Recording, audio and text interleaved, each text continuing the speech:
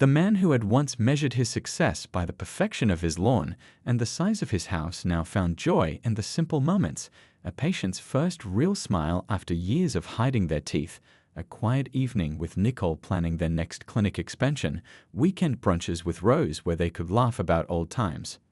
His house had changed too. Gone were the stark, magazine-perfect rooms.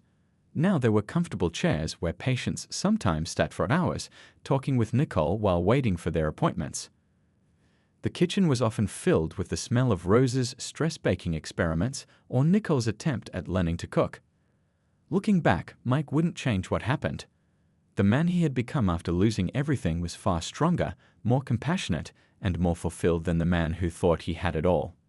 His story became an inspiration to others going through similar struggles, proving that sometimes life's worst moments can lead to its best chapters, not through magical thinking, but through the hard work of rebuilding oneself from the ground up. 2 years can change everything or nothing. It all depends on what you do with the time.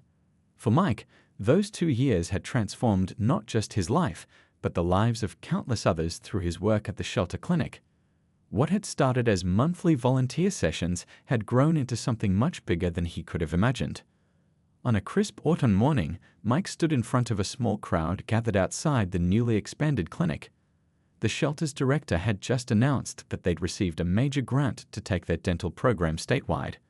Looking at the faces in the crowd, his staff, shelter volunteers, patients who'd become friends, Mike felt a warmth in his chest that had nothing to do with the coffee in his hand. Rose was there too, beaming with pride from the front row. She'd been right all along. Rock bottom had turned out to be the foundation for something extraordinary.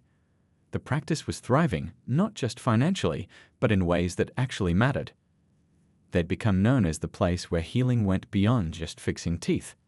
After the ceremony, as people mingled and celebrated, Mike found himself talking to Dr. Nicole Chen, a trauma counselor who worked with the shelter residents.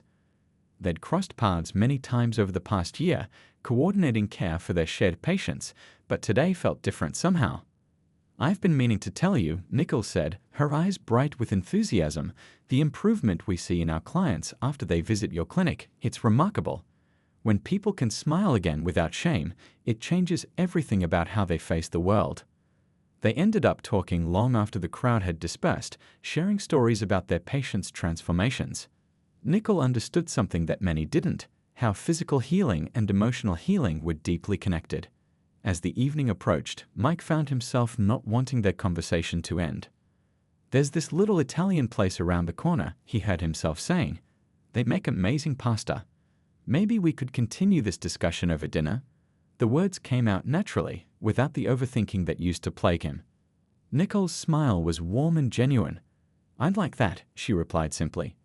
Dinner turned into weekly conversations, which grew into something neither of them had expected. Nicole was different from anyone Mike had known. She had a quiet strength about her, an authenticity that didn't need to prove itself. She listened not just to respond, but to understand. One evening, as they walked through the park after a long day at the clinic, Nicole asked him something that made him stop in his tracks. "Do you ever regret what happened? With Linda?" Mike thought about it carefully. "You know what's strange?" he finally replied. "I'm actually grateful, not for the betrayal. That hurt will always be part of my story. But I'm grateful for what it taught me. Before, I was so focused on looking successful that I forgot to actually make a difference." Nicole squeezed his hand, understanding.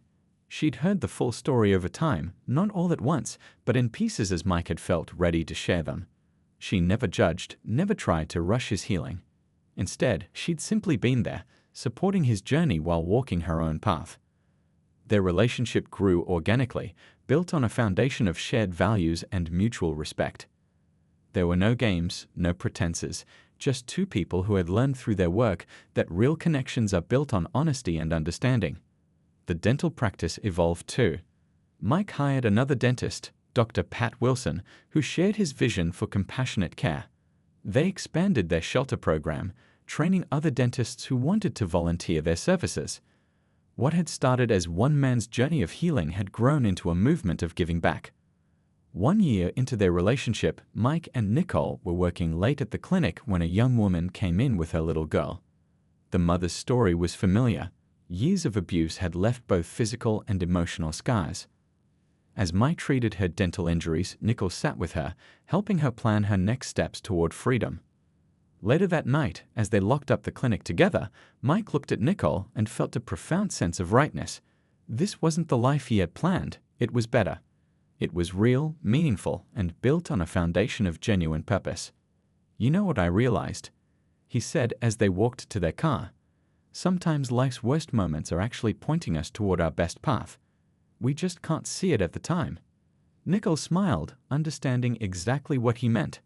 "Life has a way of breaking us open so we can become who we're meant to be," she replied. Back at his office, Karen was waiting with a worried expression. "Are you okay?" she asked cautiously. Mike thought about it for a moment, then smiled, a real, genuine smile that reached his eyes. "You know what? I'm better than okay," he replied. "Sometimes you have to lose what you thought you wanted to find what you really need." That evening, as he worked at the shelter clinic, helping a young mother smile again after years of hiding her broken teeth, Mike realized something profound. His perfect life hadn't been perfect at all, it had been a carefully constructed facade. But this life, with all its imperfections and real connections, was actually better than anything he could have planned. The old Mike had died the day Linda left, but the person who emerged from those ashes was stronger, wiser, and finally genuinely happy. Not the kind of happiness that looks good in photos, but the deep, quiet kind that comes from being exactly where you're meant to be. Life has a funny way of coming full circle, often when you least expect it. For Mike, that moment came on a quiet Wednesday afternoon, 6 months after he'd started rebuilding his life. He was reviewing patient files in his office when Karen, his dental assistant, poked her head in with an unusual expression on her face. "Mike," she said hesitantly, "Linda's on the phone. She's asking if she can come in to talk." The pencil in Mike's hand stopped moving. He felt his heart skip a beat, but surprisingly, it wasn't the same heart-wrenching pain he used to feel at the mention of her name. He took a deep breath, remembering Dr. Thompson's words about facing our fears head-on. "Tell her I'll meet her at the coffee shop across the street at 5, he replied, his voice steadier than he expected. Karen gave him a concerned look but nodded and went to relay the message. The rest of the afternoon passed in a blur of appointments and procedures, but Mike stayed focused. His hands were steady as he worked on his patients, his mind clear. This wasn't the same man who had nearly prescribed the wrong medication months ago. He'd worked too hard to let old ghosts shake him now. At 4:55, he walked into the coffee shop. The familiar smell of coffee beans and pastries filled the air, but it didn't bring back memories of morning coffees with Linda anymore. Instead, it reminded him of recent conversations with his staff, planning sessions for the shelter program, and quick breaks between patients. He saw her before she saw him. Linda was sitting at a corner table, stirring her coffee absently. She looked different somehow, smaller, less sure of herself. The confident woman who had left him that devastating note was gone, replaced by someone who seemed to be carrying her own heavy burden. "Hi, Mike," she said as he sat down, her voice soft and uncertain. Up close, he could see the dark circles under her eyes, partially hidden by makeup. Her hands were wrapped tightly around her coffee cup, knuckles white with tension. "Hello, Linda," he replied, keeping his voice neutral. He didn't order anything. He didn't plan to stay long enough to need it. She started talking, words tumbling out like she'd rehearsed them, but couldn't quite get the delivery right. Robert had left her, she explained, for his new dental hygienist, Amy. The irony wasn't lost on either of them. "It was like looking in a mirror," she said, "but this time I was the one being left behind." As she spoke, Mike felt something unexpected, not satisfaction at her pain, not anger at her presence, but a profound sense of peace. He watched her twist her napkin in her hands, noticed the way she kept glancing at him hopefully, and realized that the person sitting across from him no longer had any power over his happiness. "I've been thinking," she continued, her voice dropping to almost a whisper, "about us. About mistakes and second chances. Maybe we could." She let the sentence hang in the air between them. 6 months ago, these words would have been everything he wanted to hear. He would have jumped at the chance, grateful just to have her back. But sitting there, looking at her, he felt nothing but gratitude, not for her return, but for her leaving. "Linda," he said gently, "I need to thank you." The surprise on her face was evident. "When you left, it broke me." But it also forced me to rebuild myself into someone stronger, someone better. I'm not that same person anymore, and I don't want to be. He told her about the shelter program, about his renewed practice, about the joy he'd found in helping others heal. As he spoke, he could see understanding dawning in her eyes. This wasn't the conversation she'd expected to have. The thing is, he continued, sometimes what feels like an ending is actually a beginning in disguise.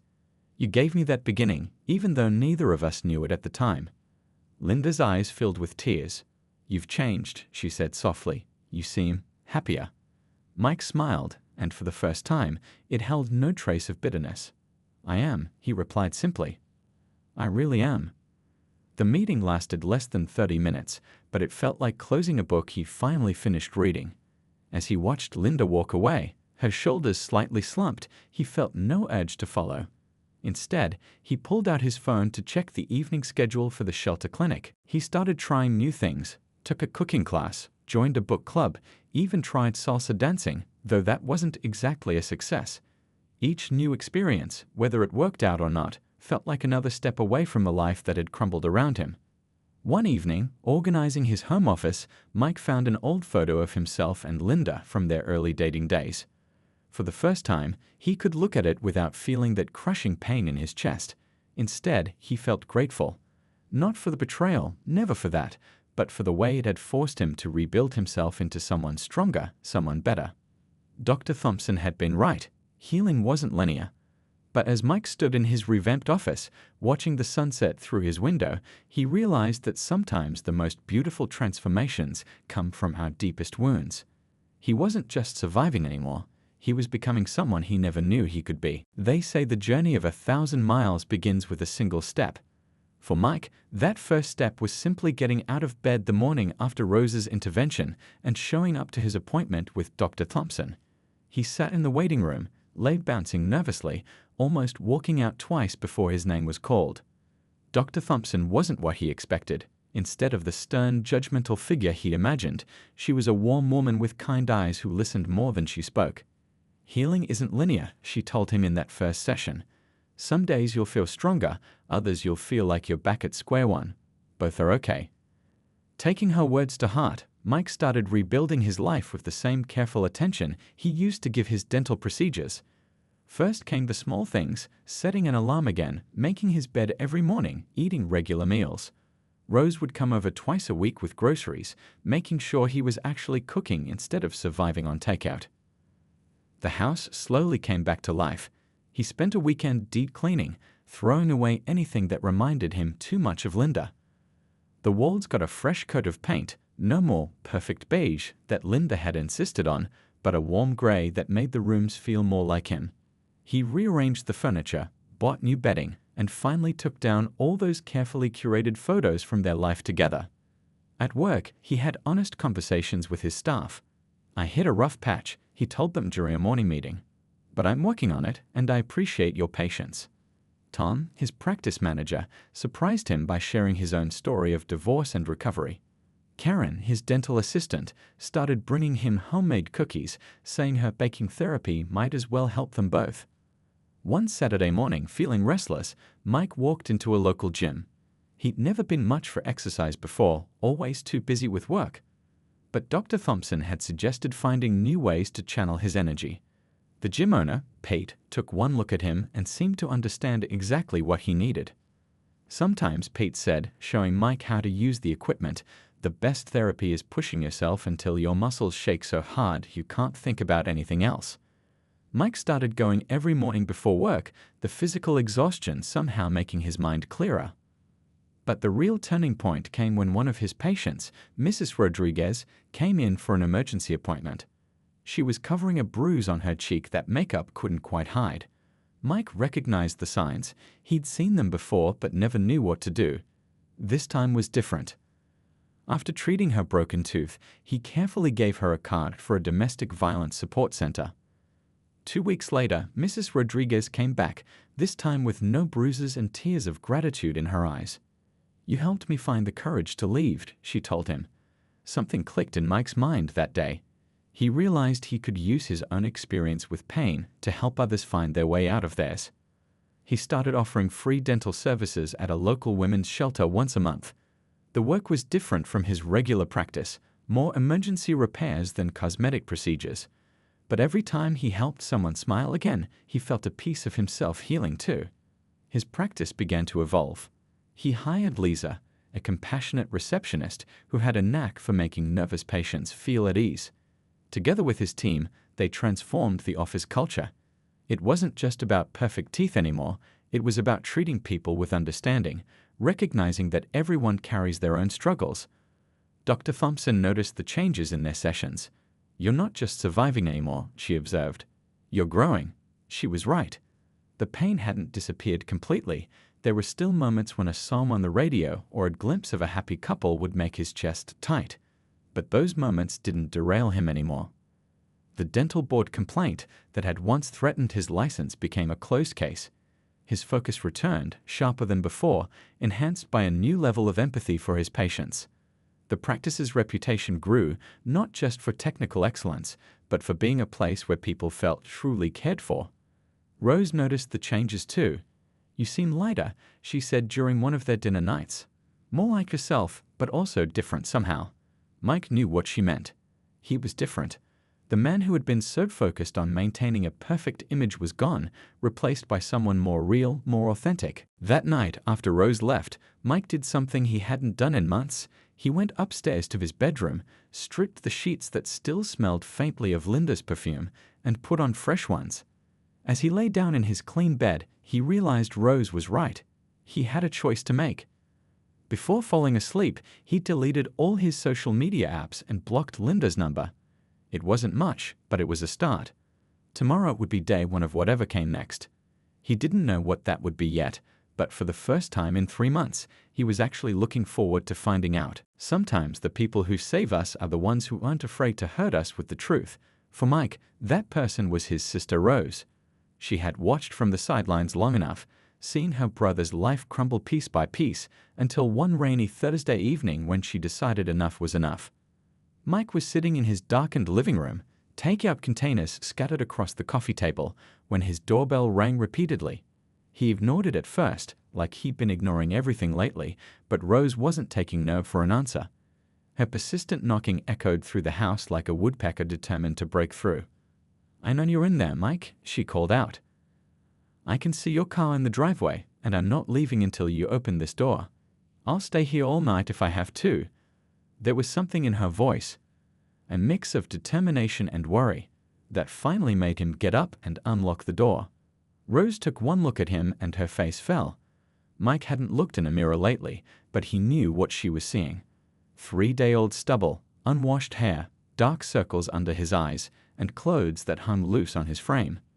The house behind him wasn't in much better shape. "Oh, Mike," she whispered, but then her expression hardened. She walked past him into the house, flipping on lights as she went.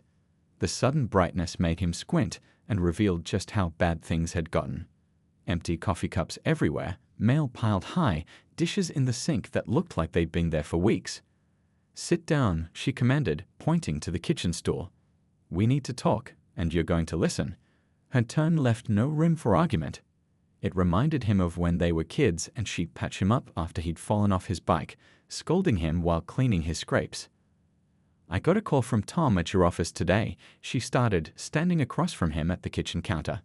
"He says you've been making mistakes, Mike, serious mistakes, missing appointments, mixing up patient files, almost prescribing the wrong medications. This isn't just about you anymore." Mike stared at his hands, unable to meet her eyes. "I'm handling it," he mumbled, but the words sounded hollow even to him. "Handling it?" Rose's voice rose slightly. "Look around you. When's the last time you ate a real meal? When's the last time you slept in your actual bed instead of passing out on the couch?" "This isn't handling it, Mike. This is letting Linda and Robert win." The mention of their names made him flinch. Rose noticed but pressed on. "You're about to lose everything you've worked for. Your practice, your license, your health, all because 2 people decided to be selfish. Is that what you want? To prove them right?" She pulled out her phone and showed him something that made his stomach drop, a formal complaint filed against him at the dental board. One of his patients had reported concerns about his recent behavior. One more mistake, and he could lose his license to practice. "This isn't you," Rose continued, her voice softening slightly. "The brother I know doesn't give up. The brother I know doesn't let other people's actions destroy everything he's built. Remember when Dad got sick and you worked 3 jobs to put yourself through dental school? That's who you are, Mike, not this." She walked around the counter and put her hands on his shoulders, forcing him to look at her.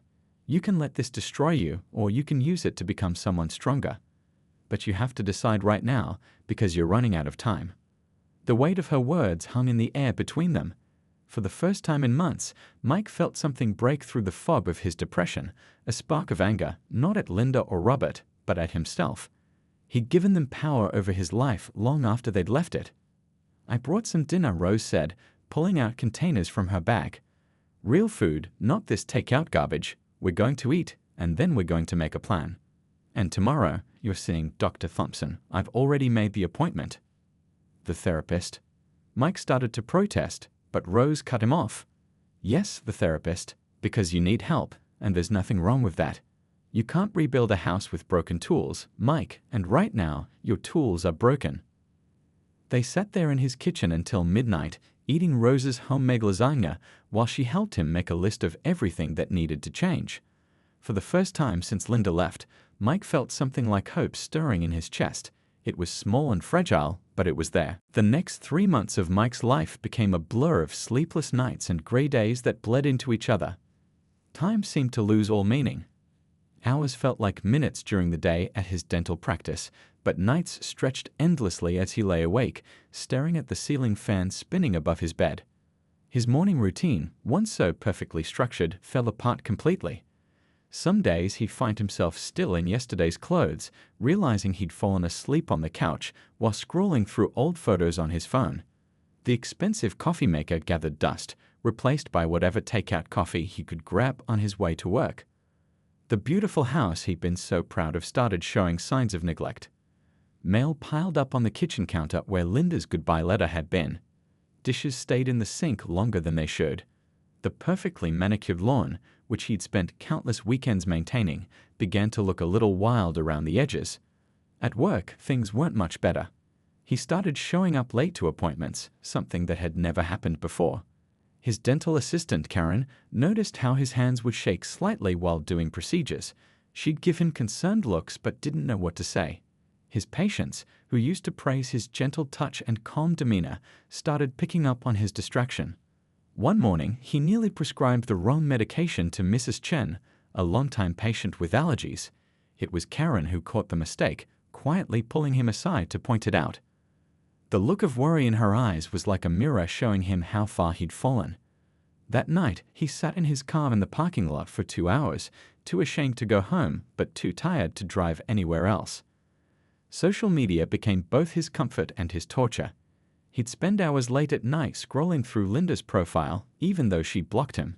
He'd find himself looking at photos of her and Robert that mutual friends had posted, analyzing every smile, every gesture, searching for clues he might have missed before.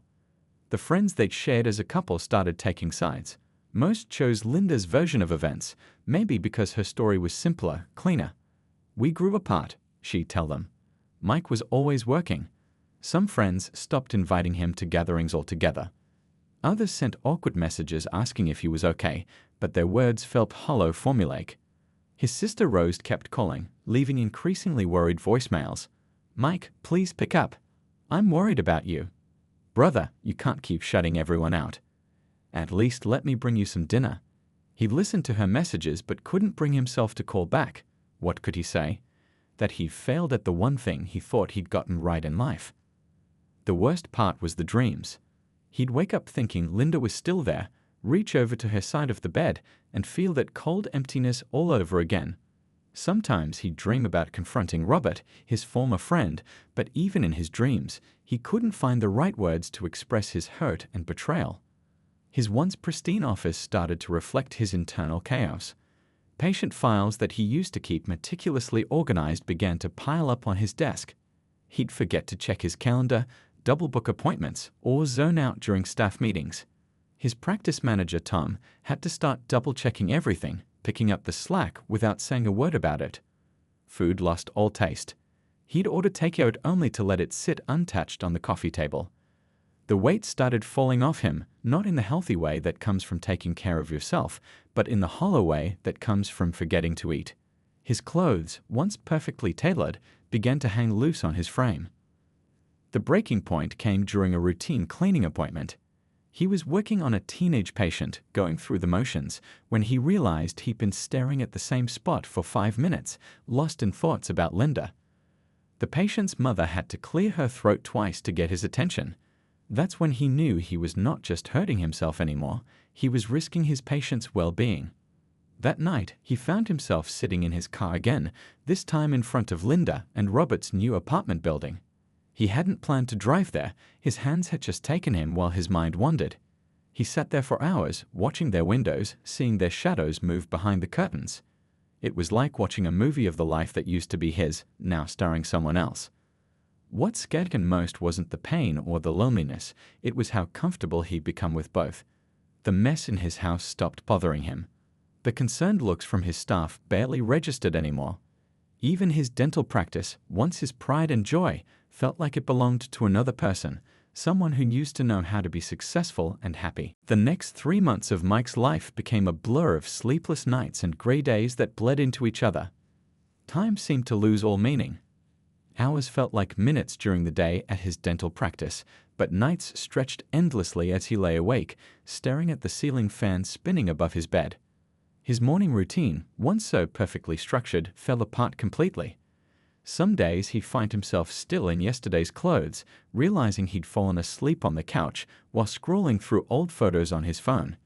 The expensive coffee maker gathered dust, replaced by whatever takeout coffee he could grab on his way to work. The beautiful house he'd been so proud of started showing signs of neglect. Mail piled up on the kitchen counter where Linda's goodbye letter had been. Dishes stayed in the sink longer than they should. The perfectly manicured lawn, which he'd spent countless weekends maintaining, began to look a little wild around the edges. At work, things weren't much better. He started showing up late to appointments, something that had never happened before. His dental assistant, Karen, noticed how his hands would shake slightly while doing procedures. She'd give him concerned looks but didn't know what to say. His patients, who used to praise his gentle touch and calm demeanor, started picking up on his distraction. One morning, he nearly prescribed the wrong medication to Mrs. Chen, a longtime patient with allergies. It was Karen who caught the mistake, quietly pulling him aside to point it out. The look of worry in her eyes was like a mirror showing him how far he'd fallen. That night, he sat in his car in the parking lot for 2 hours, too ashamed to go home but too tired to drive anywhere else. Social media became both his comfort and his torture. He'd spend hours late at night scrolling through Linda's profile, even though she blocked him. He'd find himself looking at photos of her and Robert that mutual friends had posted, analyzing every smile, every gesture, searching for clues he might have missed before. The friends they'd shared as a couple started taking sides. Most chose Linda's version of events, maybe because her story was simpler, cleaner. "We grew apart," she'd tell them. Mike was always working. Some friends stopped inviting him to gatherings altogether. Others sent awkward messages asking if he was okay, but their words felt hollow, formulaic. His sister Rose kept calling, leaving increasingly worried voicemails. "Mike, please pick up. I'm worried about you. Brother, you can't keep shutting everyone out. At least let me bring you some dinner." He listened to her messages but couldn't bring himself to call back. What could he say? That he'd failed at the one thing he thought he'd gotten right in life. The worst part was the dreams. He'd wake up thinking Linda was still there, reach over to her side of the bed, and feel that cold emptiness all over again. Sometimes he'd dream about confronting Robert, his former friend, but even in his dreams, he couldn't find the right words to express his hurt and betrayal. His once pristine office started to reflect his internal chaos. Patient files that he used to keep meticulously organized began to pile up on his desk. He'd forget to check his calendar, double book appointments, or zone out during staff meetings. His practice manager, Tom, had to start double-checking everything, picking up the slack without saying a word about it. Food lost all taste. He'd order takeout only to let it sit untouched on the coffee table. The weight started falling off him, not in the healthy way that comes from taking care of yourself, but in the hollow way that comes from forgetting to eat. His clothes, once perfectly tailored, began to hang loose on his frame. The breaking point came during a routine cleaning appointment. He was working on a teenage patient, going through the motions, when he realized he'd been staring at the same spot for 5 minutes, lost in thoughts about Linda. The patient's mother had to clear her throat twice to get his attention. That's when he knew he was not just hurting himself anymore, he was risking his patient's well-being. That night, he found himself sitting in his car again, this time in front of Linda and Robert's new apartment building. He hadn't planned to drive there, his hands had just taken him while his mind wandered. He sat there for hours, watching their windows, seeing their shadows move behind the curtains. It was like watching a movie of the life that used to be his, now starring someone else. What scared him most wasn't the pain or the loneliness, it was how comfortable he'd become with both. The mess in his house stopped bothering him. The concerned looks from his staff barely registered anymore. Even his dental practice, once his pride and joy, felt like it belonged to another person, someone who used to know how to be successful and happy. That night, sitting alone in his perfect house, Mike realized that sometimes the things we think we can count on are actually written in sand, not stone. His life, which had seemed so solid just that morning, had turned out to be as fragile as the coffee cup trembling in his hands. But what Mike didn't know then, what he couldn't have known as he sat there in the dark, was that this ending would eventually lead to a beginning he never could have imagined. Sometimes life's cruelest moments are actually doorways to something better. Though on that Tuesday in September, better seemed like an impossible dream. It's funny how the biggest moments in our lives often start on the most ordinary days. For Mike, it was a Tuesday in September. The weather was perfect, one of those early fall days when the air feels crisp and clean, and the leaves are just starting to think about changing colors. He'd had a good day at the dental office, finished up early, and decided to surprise Linda by coming home before dinner. The drive home felt different somehow, though he couldn't put his finger on why.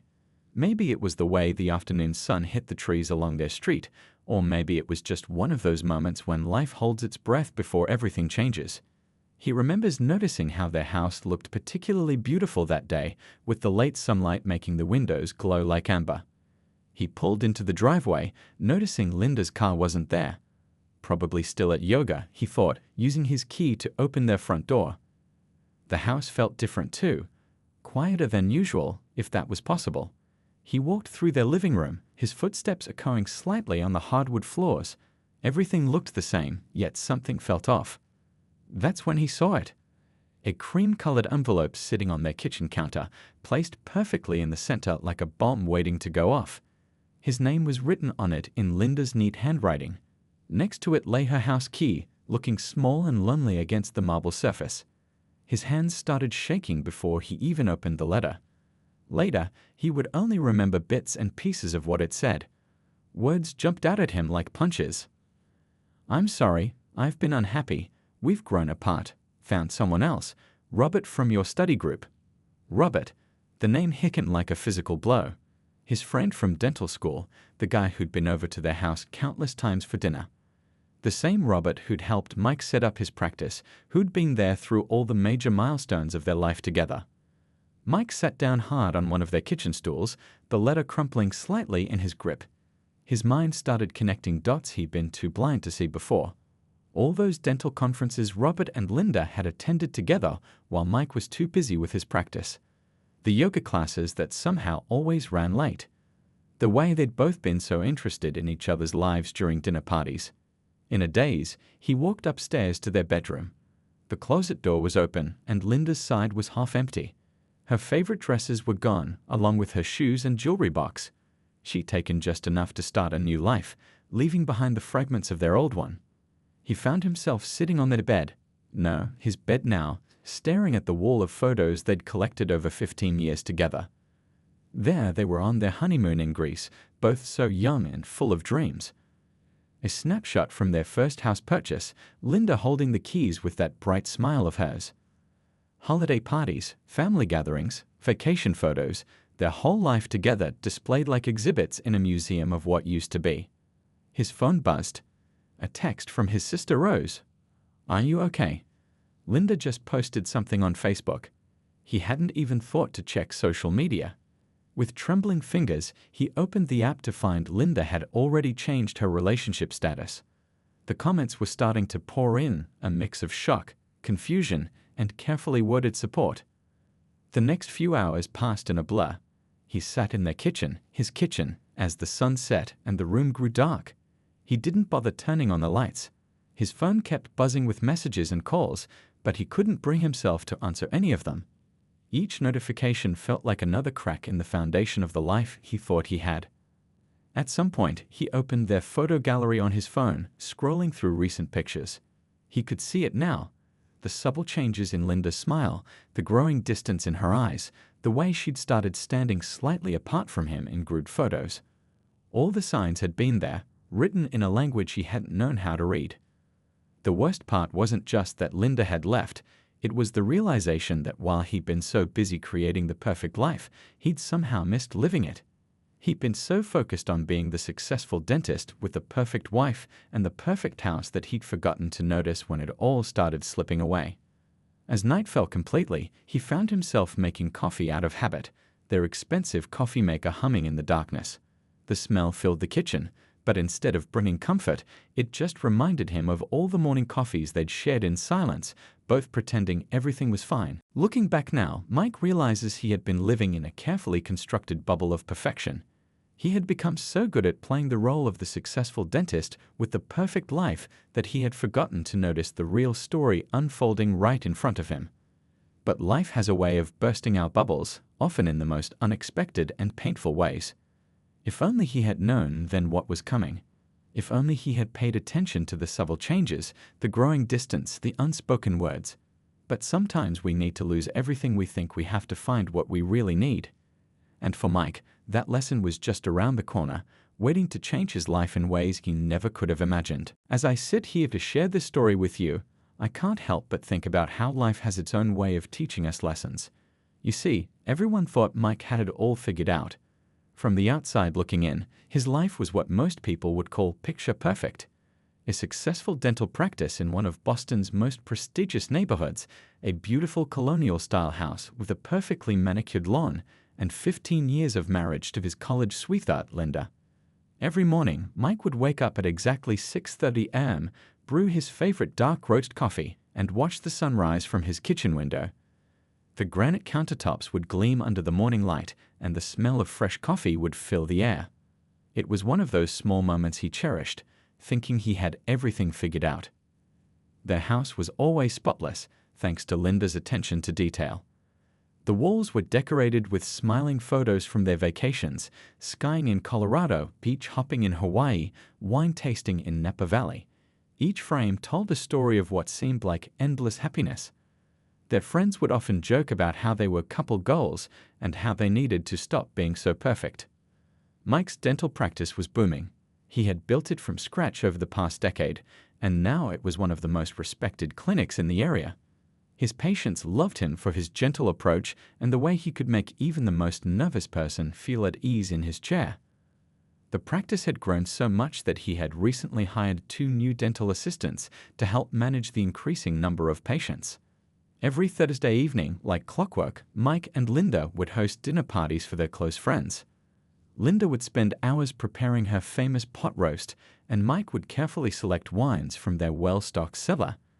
Their dining room would fill with laughter and stories, and everyone would leave saying how lucky they were to have friends like them. Their social media feeds were filled with perfect moments, date nights at fancy restaurants, weekend getaways to charming bed and breakfasts, and candid shots of them looking lovingly at each other. Linda always knew how to capture the right angle, the right light, the right moment. Their posts would get hundreds of likes, with comments like, "You two are such an inspiration," and relationship goals. But you know what they say about things that look too perfect on the surface?